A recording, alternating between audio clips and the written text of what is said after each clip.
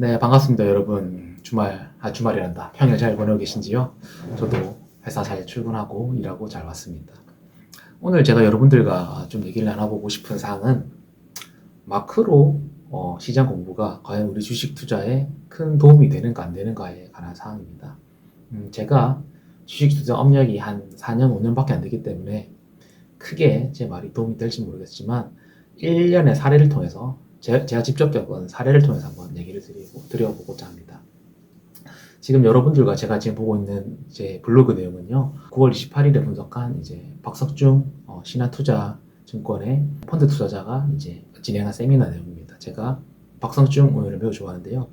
투자 결과가 좋으냐 나쁘냐를 떠나서 이분의 논리 전개 과정이라든지 아니면 이분의 설득력, 세일즈가 너무 마음에 들기 때문에 논리적으로 마음에 들어서 제가 자주 보고 있는 분입니다.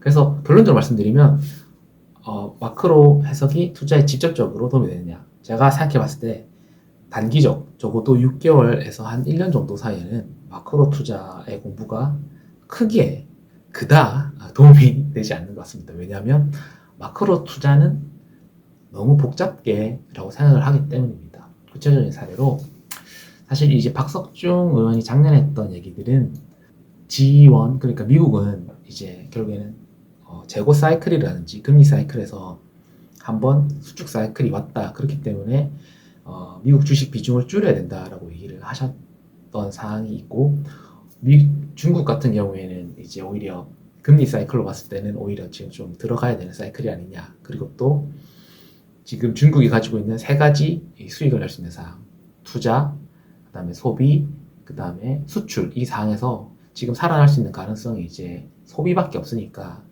소비 중에 대표적인 항생테크 위주의 빅테크를 조금 산다는 게 그것도 좀 우위에 있지 않을까라는 얘기를 했는데, 이 두 가지의 방향성이 지금에서 와서 보면 전적으로 틀리지 않았나.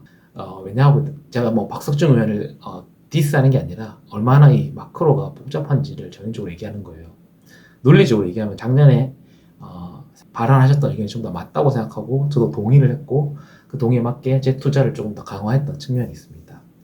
그분이 최근에 3개월 전에 했던 영상을 우리가 보게 되면 결국에는 반성을 하신 거죠. 6개월 정도 지난 사이, 작년부터 지금 벌써 10월이니까 한 6개월, 작년 6월쯤에 반성하시면서 하신 말이 센티멘탈에 관한 얘기를 하시더라고요.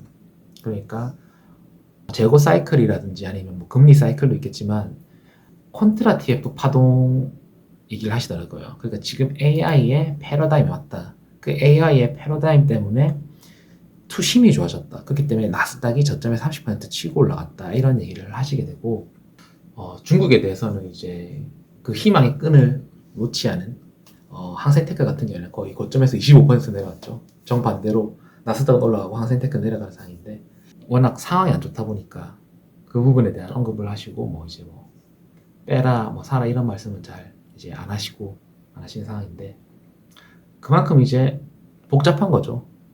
중국도 마찬가지인 걸로 예측할 수 있겠죠. 미국은 콘트라티브 파동으로 인한 AI 혁명으로 오히려 올라버렸다면 중국은 시진핑의 독재 때문에 내려버렸으니까 이것도 마찬가지로 센티멘탈인 거겠죠. 그러니까 결국에는 마크로 투자를 공부하는 게 재밌습니다. 삶의 뭐랄까 또 하나의 취미 생활을 갖게 해주고요. 그런데 단지 1년의 사례지만 너무 마크로는 복잡계다. 마크로만으로는 해석할 수 없는 게 너무 많다. 이런 걸 결국에 느꼈다는 거. 그런 거죠. 마크로 투자. 근데 마크로 투자가 의미가 없을지 모르겠지만 적어도 저는 한 1, 2년 틀 수 있는데 3, 4년, 5년, 6년 정도로는 마크로 투자가 결국에는 맞게 갈 수밖에 없다고 생각하거든요. 주가는 결국에는 뭐랄까 주인을 따라가는 거기 때문에 5년 정도 되면 마크로 투자가 굉장히 의미가 있는 게 아닐까. 근데 5년 정도 되는 마크로 투자를 할 정도가 된다면 그거는 이제 높은 확률을 높이는 투자가 아니라 우리가 저축 개념에 어떻게 보면 자산 리밸런싱 개념의 투자이기 때문에 그런 의미로 보면 이분은 펀드 매니저이기 때문에 그게 오히려 맞지 않을까, 그런 방향이 맞지 않을까 이렇게 생각합니다. 다만 저처럼 개인 투자자의 경우에 있어서는 센티멘탈까지 동시에 파악해야 하는 상황이기 때문에 매년 꾸준한 성과를 내고 싶기 때문에 그걸 마크로가 투자에 크게 도움이 되지 않는다는 걸 이제 받아들여야 하는 상황인 거죠. 그래서 오늘은 뭐 이것뿐만 아니라 또 두 번째로 얘기하고 싶은 게 최근 들어 제가 마스터 장이라는 분의 유튜브를 보고 있는데 예, 너무 재밌게 보고 있어요. 왜냐면 이분의 뭐랄까 논리적 수준을 떠나서 제가 그 논리적 수준을 파악할 수 있는 능력이 안 되기 때문에 그냥 딱 한 가지 제가 이번에 느끼는 뭐냐면 채권을 베이스로 한 부정적 관점에 채권하는 사람들은 제가 봤을 때 전부 다 좀 부정적인 면이 좀 강해요. 그래서 채권을 하는 투자자의 관점에서 봤을 때 굉장히 안전하고 집중적으로 투자를 조금 확인을 하실 수 있더라고요. 그래서 이분이 하시는 말이 중국에 지금 만일 지금 중국이 이 저점이라면 최저점이라면 지금 그 주식의 대주주이거나 혹은 앞으로 대주주가 될 사람이 이 주식의 주가를 끌어올리고 싶은 주가 부양의 의지가 있다면 이 주가는 올라간다.